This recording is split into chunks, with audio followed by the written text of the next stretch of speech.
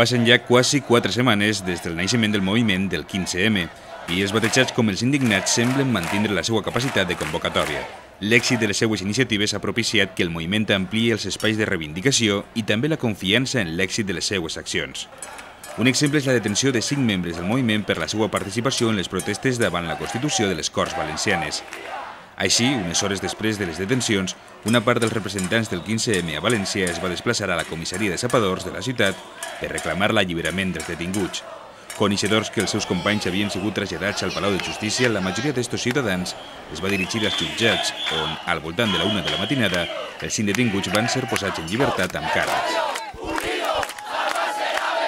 Els resistents van festejar l'alliberament dels seus companys com una victòria del moviment i com una resposta de l'Estat al suport social del 15M i la seva capacitat de pressió.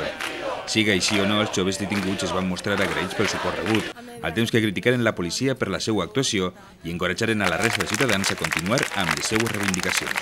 Pensábamos que íbamos a estar más tiempo, hay algún policía que es un poquito más duro, pero en general muy bien.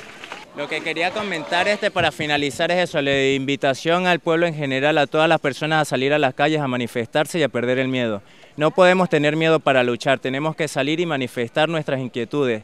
Da igual de la ideología que sea, pero tenemos que estar unidos y luchar por un futuro mejor.